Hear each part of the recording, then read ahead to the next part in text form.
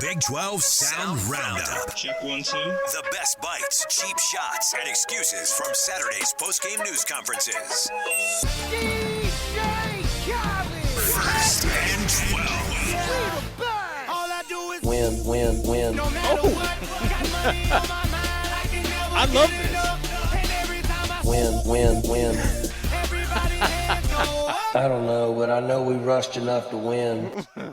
Producer Eric Oh! delivering again. You just played yourself, Oklahoma, because Mike Gundy's coming. Oh, my goodness. That was fantastic. Producer Eric always best. making this thing younger, hipper. It's the new Big 12, baby. It's first and 12 every single week, and it's the Sound Roundup. Let's just dive right into it. The best sound bites from the week. Let's hear more from Mike Gundy. Well, it was a really good college game. A lot of excitement. It's kind of the way you want it. Back and forth, and a lot of big plays for both teams. Mistakes for both teams. Things that we wish we could have back. I'm sure there's things they wish they could have back. But two good teams competing against each other like a heavyweight prize fight, trading blows. But I mentioned in the locker room how proud I was of our coaches, their plans that they had going into the game, and then the adjustments they made through the game.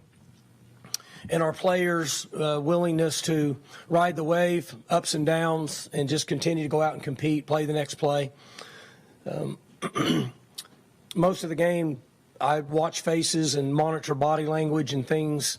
So if I feel like somebody's going south, I've got to go over and pick them up. Or if they're too enthusiastic and a little bit out of control, I've got to go over and calm them down. And one thing was interesting today in this game, I didn't really have to do much of either.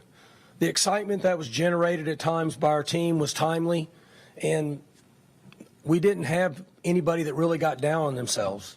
So they're starting to learn and get a feel for life lessons that will help them for the rest of their life to compete, stay the course, be able to take blows and then hit back.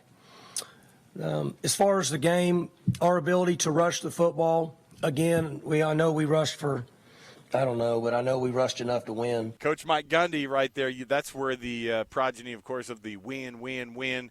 And they did. I love how he takes the high road and acts like, just another game. We played hard. Two big teams that are really important. It's like, dude, you with your eyes are flipping off Brent Venables and Oklahoma across the field. Like, definitely. Steve Sarkisian, here's your next piece of sound from the Sound Roundup, getting a win. Sounding way more calm, by the way, than the guy you see on the sideline F-bombing his own players. But, Steve Sarkisian and his thoughts on that win over Kansas State in overtime. Sometimes I feel like I'm a broken record when I just talk about versatility, resiliency, perseverance. Those are all qualities that championship teams have, and because they find a way to win different ways, and they find a way to win games at critical moments, and they can make plays at critical moments. And so for our guys today, just felt like another example of that. They just, as good as we were playing early, our own miscues and some forced by them allowed Kansas State to get back into the game. And I think it tested us. It tested our resiliency. It tested our culture to stick together.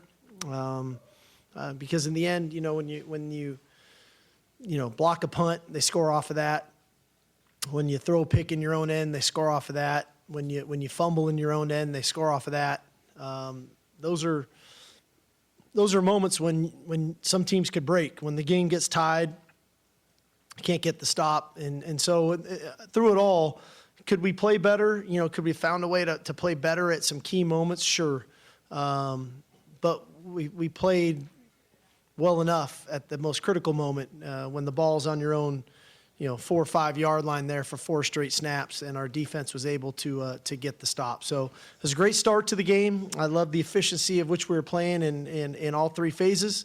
Unfortunately, we let them back into the game, and then we had to fight like crazy to find a way to win. But to sit here 8-1 sure feels a heck of a lot better than sitting here 7-2. Steve Sarkisian, before Saturday, was the last starting quarterback to lead BYU as from the JUCO ranks. The new JUCO quarterback to lead BYU, Jake Retzlaff, and he was in the post-game presser after BYU lost to West Virginia 37-7. This was Jake's commentary on his first career start. It was a lot of fun early on in the game. Like, obviously the score doesn't reflect how we think we played, but it was fun being out there for the first time. There's no doubt about that.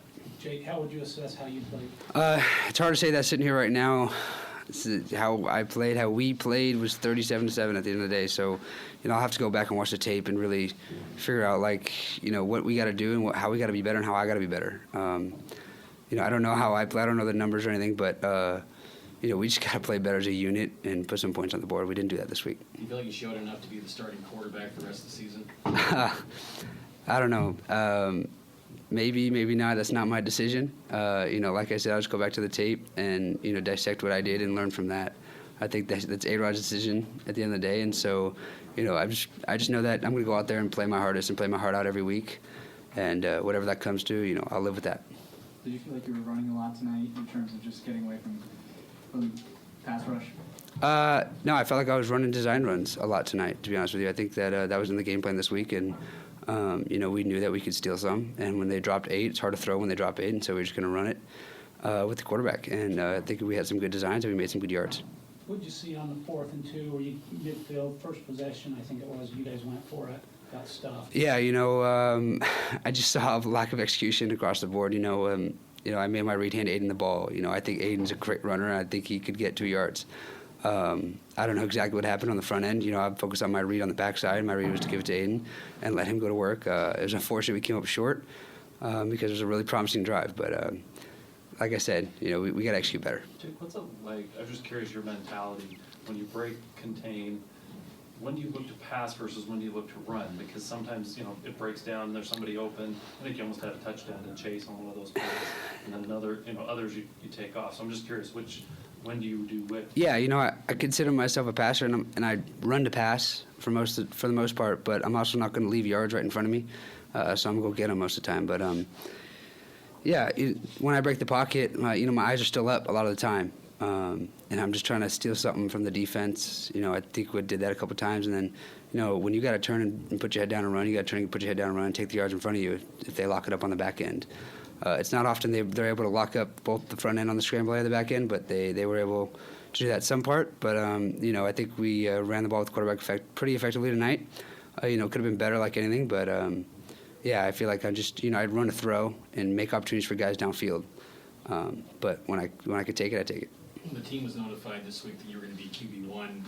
How supportive were your offensive teammates to kind of rally around you and build you up at this moment? Super supportive. The guys had my back the whole way. Isaac said earlier in the week that it didn't look like it was going to be my first career start. I think that's mainly because the guys who got behind me in the offense during the week, we just we practiced business as usual, and just attacked the week, to go play better than we did today. But yeah, I think I had full support from every unit on the field, and I think we were excited to go out there and play. Do you feel like you proved to yourself and your teammates that you can play at this level? Yeah, I think so. I don't think there was a doubt going into the game. I don't think, A-Rod would put somebody on the field who couldn't. But,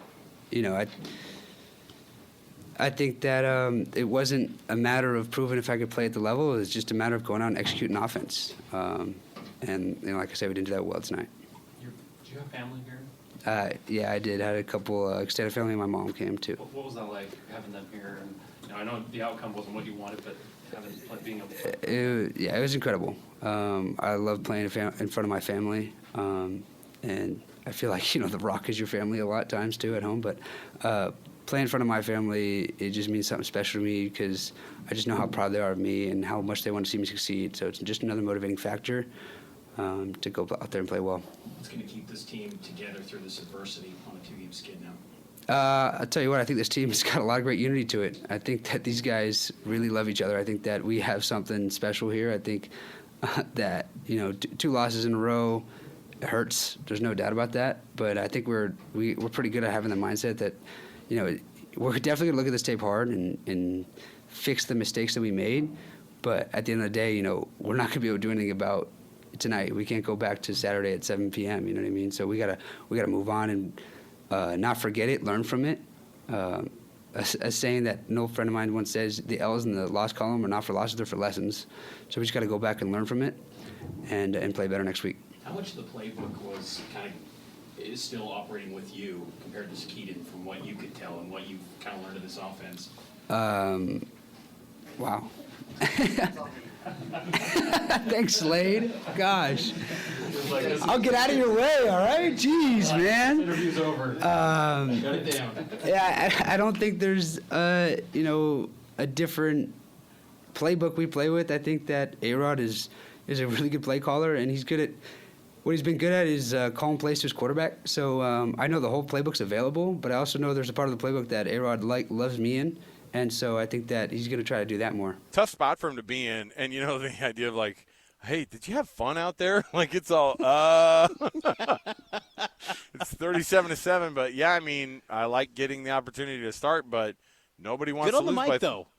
Yeah, he is actually – he really is a good – and we kind of knew that at the beginning of the year, but he seemed to handle himself before the game, after the game, all of it. And so – kudos to him. I'm interested to see. I kind of hope he gets another shot, and hopefully he has a little bit more time this week to get ready for it. I'd like to see the second start for Jake Retzlaff just to see. And also, if Keaton Slovis is hurt, let's give it a minute for BYU fans. Like, hey, getting another guy in there. Let's see what goes on.